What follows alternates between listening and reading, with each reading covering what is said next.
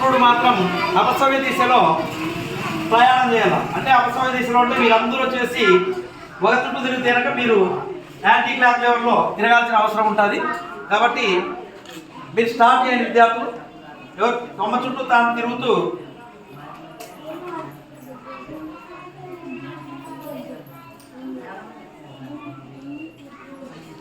చిన్నగా అంత్య దూరం పోతున్నా.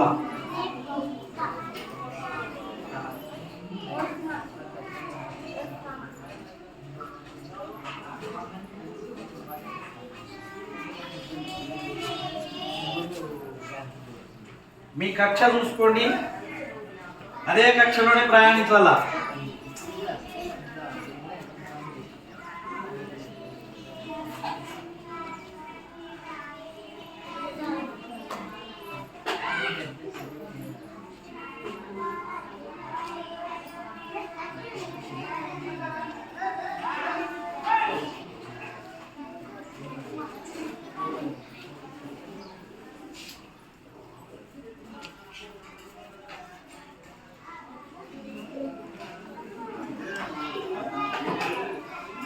ఇప్పుడు దూరంలో చూసుకుంటే కనుక ఫస్ట్ వచ్చేసి సూర్యునికి దగ్గరగా ఉండే గ్రహం వచ్చేసి బుధుడు, రెండవ గ్రహం వచ్చేసి శుక్రుడు,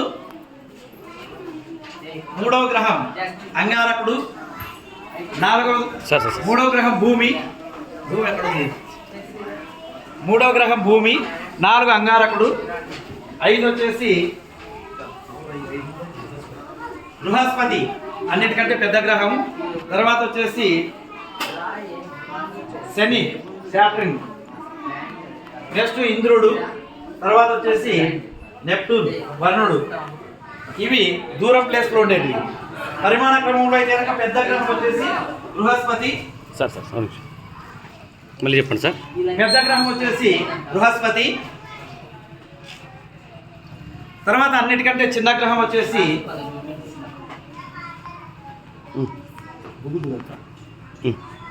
బుధుడే సార్.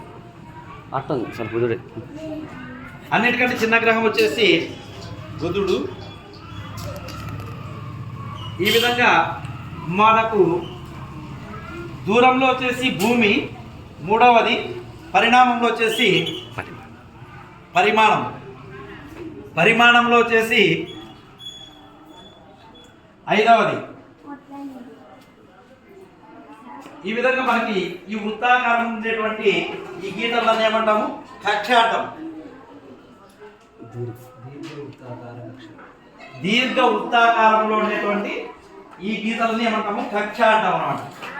భూమి చుట్టూ సూర్యుని చుట్టూ భూమి చుట్టూ చంద్రుడు తిరుగుతూ ఈ విధంగా మనకి దీనివల్ల రాత్రింబవళ్ళు ఏర్పడతాయి, ఋతువులు ఏర్పడతాయి, సమయం అన్నీ మొత్తం తెలుస్తుంది అనమాట. ఈ సౌర కుటుంబానికి ఇది నమూనా. ఇది ఎక్కడైనా మనం పిక్నిక్ కానీ ఎక్కడైనా టూర్ పోయినప్పుడు కానీ అట్లాంటి టైంలో మనం ఎక్కువ గ్రౌండ్లు ఉంటాయి, బాగా పెద్ద గ్రౌండ్లు ఉంటాయి కనుక ఇవి ఎక్కువ దూరంలో మనం తీసుకుంటే కనుక నీట్గా మనకి సౌర కుటుంబం అంతా కనపడుతుంది. ఒక మానవాకృతి మనం అట్లా రౌండ్గా ఈ వృత్త దీర్ఘంటే కనుక మనకు అర్థమైపోతుంది అనమాట. ఇది 6th క్లాస్ ఉండేటువంటి పిల్లలకి సౌర కుటుంబం యొక్క నమూనా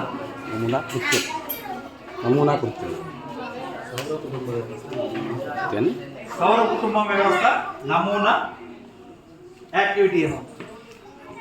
okay, thank you. Okay sir, thank you.